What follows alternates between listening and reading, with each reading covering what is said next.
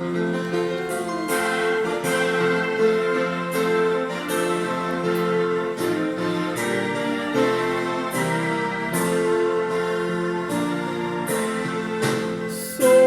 jolo jala pikilau dunia kami otiklan mahotan lobang di ban patak jangan di bulan mati Tuhan Yesus si paluan don dimi dan ditulak dangon buana sa dosami.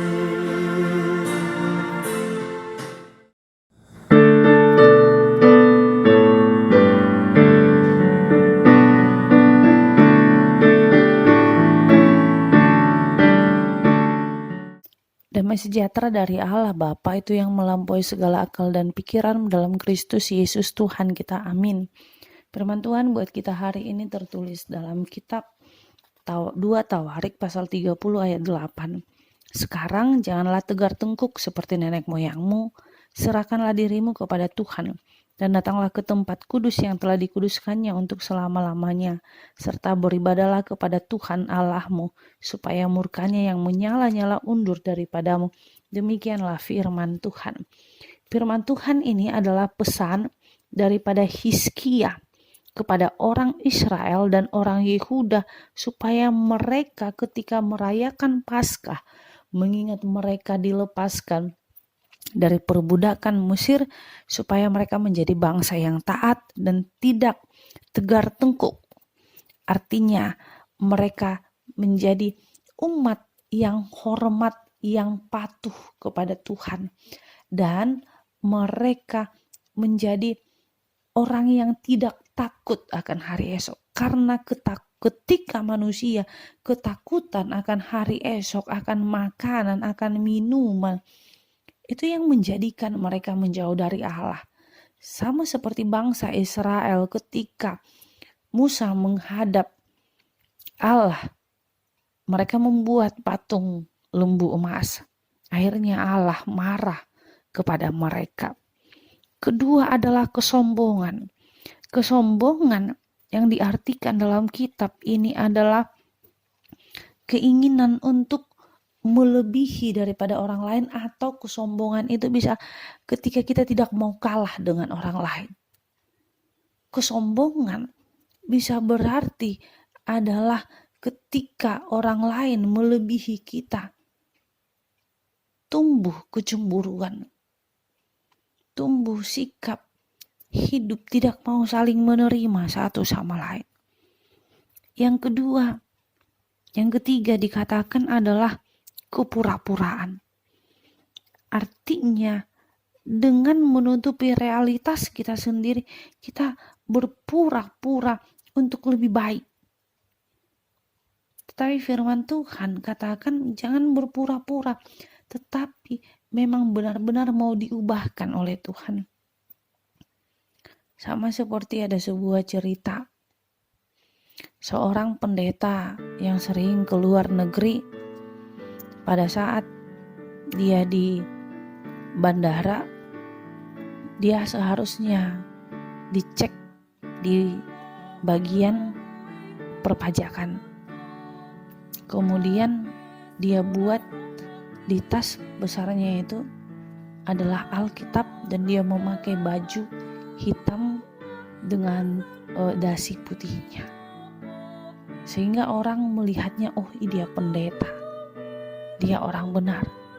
Ternyata yang dia bawa adalah barang-barang mewah yang seharusnya untuk memperoleh pajak, atau barang-barang itu harus dipajak, atau pendeta itu harus membayar pajak ketika dia membawa barang-barang mewah itu. Artinya sering sekali kita menutupi diri kita sendiri, mengkambing hitamkan pekerjaan kita, sehingga kita menutupi kesalahan kita. Yang kemudian dikatakan adalah kosong. Yang menjadi orang tegar tengkuk adalah kosong. Kosong dalam arti adalah ketika kita tidak hidup di dalam kerohanian yang penuh. Artinya kosong adalah kita bertumbuh, kita hidup, kita berusia, bertambah-tambah usia yang Tuhan berikan kepada kita, tetapi kita tidak berubah. Itu artinya kosong.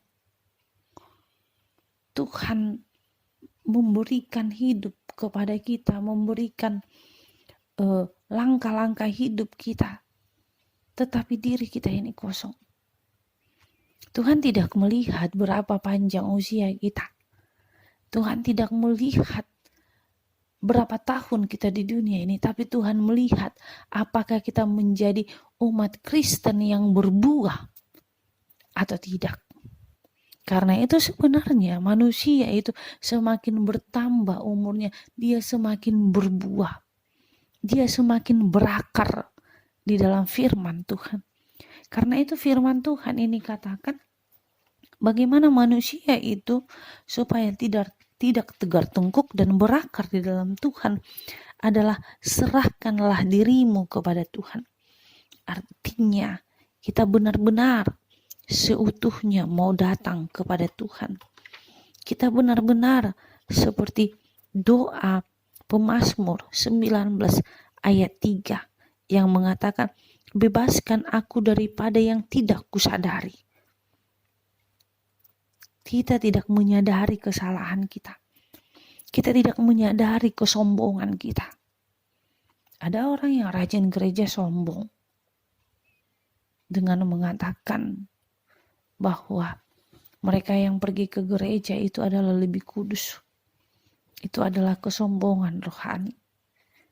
Kesombongan rohani adalah ketika dia sudah berbuat banyak ke gereja. Tetapi Tuhan katakan dalam Mazmur 19 ayat 13 adalah ketika dia berdoa, bebaskan aku daripada apa yang tidak kusadari. Menyerahkan diri kita sepenuhnya kepada Tuhan. Kemudian dikatakan, datanglah ke tempat kudusnya. Tentu teologi itu berkembang. Di mana saat ini kita tidak bisa ibadah di gereja. Kita selalu mengatakan gereja itu tempat kudus kita. Tapi saat ini Tuhan mau katakan bahwa rumahmu juga adalah tempat yang kudus. Rumahmu juga Tuhan pakai untuk sebagai gereja-gereja kecil. Maka karena itu, mari datang beribadah kepada Tuhan melalui ibadah online. Puji Tuhan, kita sudah bisa memilih ibadah online mana yang kita mau. Kita bisa memilih renungan siapa yang harus kita dengarkan. Tetapi seutuhnya lah benar-benar menghidupi firman Tuhan itu. Seutuhnya lah kita benar-benar bebas daripada hidup kekosongan itu. Sehingga ketika kita menghidupi firman Tuhan, kita semakin berbuah. Yang tadinya kita mau pendendam, menjadi pemaaf. Yang tadinya kita cuek satu sama lain, tapi kita mau saling membahu. Yang tadinya kita hanya melihat keberhasilan kita, tetapi dengan mengatakan bahwa saya akan sumbangkan keberhasilan saya ini, ilmu saya ini, untuk menjadi berkat kepada orang lain. Karena itu mari serahkan hidupmu kepada Tuhan, sehingga engkau berakar dan berbuah dalam firman-Nya. Amin. Kita bersatu dalam doa. Terima kasih Tuhan Yesus buat anugerah-Mu, buat cinta kasih-Mu. Ajarkan kami berbuah Tuhan dan menghidupi firman-Mu. Tuhan Yesus, hari ini adalah hari pertama umat-Mu untuk bekerja. Jagai mereka Tuhan. Engkau lindungi mereka. Dan biarlah ya Bapa, setiap umat-Mu yang bekerja, mereka masih bisa menghidupi keluarganya. Tuhan, Kasihani umat-Mu. Jangan biarkan mereka Tuhan ketika bekerja di perusahaan menjadi PHK. Tetapi jagai, berkati setiap umat-Mu yang sedang bekerja di perusahaan. Umat-Mu Tuhan yang sedang bekerja ketika mereka harus pagi-pagi untuk berjualan. Demikian juga para supir angkot, tukang becak. Demikian juga Tuhan para pengendara motor. Demikian juga mereka yang bekerja harus pagi-pagi sekali berangkat dengan mengendarai mobil mereka. Demikian juga Tuhan anak-anak yang sedang belajar online. Kasih-Mu ya Bapa yang selalu menyertai umat-Mu, bertambah-tambah hikmat mereka dan bertambah-tambah solidaritas kami.